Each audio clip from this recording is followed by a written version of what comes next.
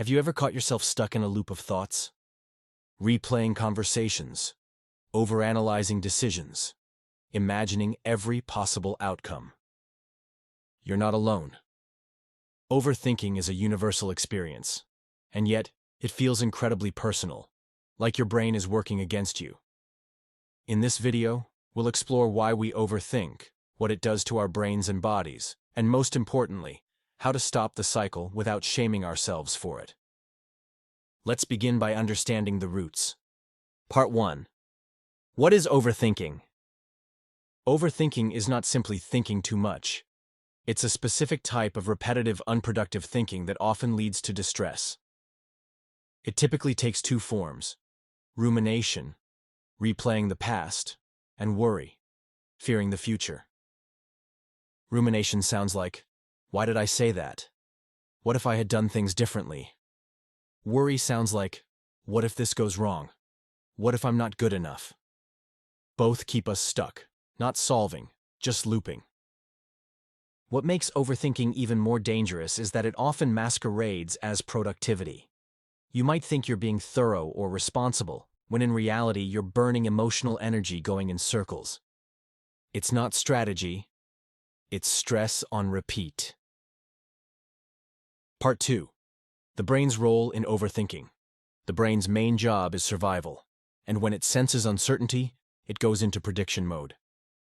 That's where overthinking begins. The prefrontal cortex tries to analyze outcomes. The amygdala screams danger. The hippocampus replays old experiences to find patterns. It's a full-body alarm system, often triggered by just a thought. The default mode. Network, a group of brain regions active when we're not focused, also fuels mental chatter.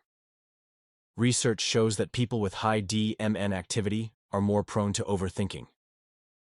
In fact, a 2017 study using functional MRI scans found that chronic worriers had significantly more activity in the DMN, meaning their brains never really shut off. It's like the mind has its own echo chamber. Part 3. Why we overthink. We overthink because we're afraid of getting it wrong, of being rejected, of losing control. Sometimes it comes from trauma, from growing up in environments where mistakes weren't safe. Other times it's perfectionism, the belief that there is one right answer, and we just haven't found it yet. Social media and hustle culture also feed the loop, with constant comparisons and pressure to get it all right. So your brain spins and spins, hoping to prevent pain. But instead it creates more of it. There's also a personality component. People with high neuroticism are more likely to experience intrusive and looping thoughts. Similarly, those with high conscientiousness may overthink due to fear of failure or high standards. Part 4. Cognitive distortions that fuel it. Our thoughts are not always accurate. In fact, they're often distorted. Cognitive distortions are habitual ways of thinking that distort reality and increase anxiety. Here are some common ones. Catastrophizing, expecting the worst possible outcome. If I mess up this interview, I'll never get a job. Mind reading, assuming you know what others think. They probably think I'm stupid. All or nothing thinking, viewing things in extremes. I have to be perfect or I'm a failure. Should statements, rigid rules that create guilt. I should have figured this out by now. Personalization, taking responsibility for things outside your control. It's my fault they were upset. Filtering, focusing only on the negative. I got 5 compliments, but 1 critique, so I failed. Each of these distortions feeds the overthinking loop. But once you recognize them, you can challenge and reframe them. Part 5. How overthinking impacts your life.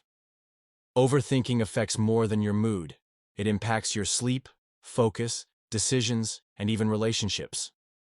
You become indecisive, exhausted, distracted. It leads to procrastination, anxiety, and sometimes depression. And ironically, the more you think, the less you trust yourself. It can also damage relationships. Overthinkers may read too much into texts, over-apologize, or withdraw for fear of saying the wrong thing. Part 6. The Neuroscience of Thought Loops. Your brain is built for efficiency. When you repeat a thought, it strengthens the neural pathway. That's neuroplasticity. So every time you overthink, that pathway becomes easier to travel. Like walking a trail in the forest over and over until it becomes a road. This is why overthinking can become your default mode. But it also means you can create new pathways. Studies show that with intentional thought redirection, journaling, and mindfulness, new brain activity patterns begin to form. Part 7. Control and the illusion of safety. Overthinking often comes from a desire for control. We believe if we just think it through enough, we can prevent pain. But control is an illusion, and the constant striving for it makes us feel less safe, not more. It leads to hypervigilance, mental fatigue, and a brain that never turns off. Peace isn't found in certainty, it's found in trust. Part 8.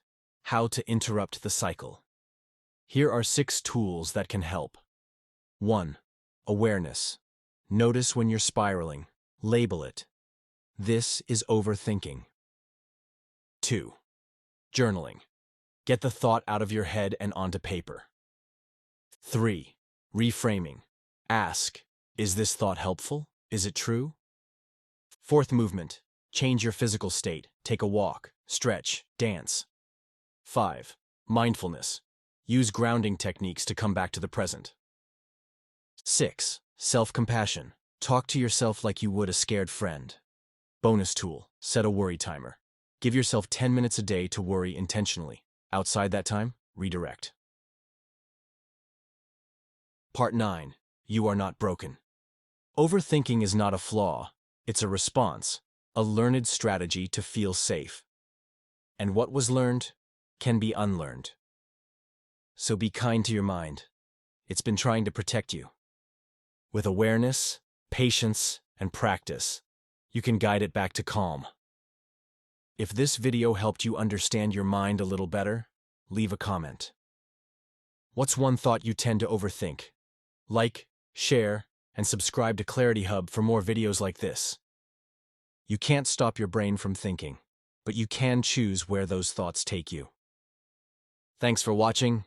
See you in the next one.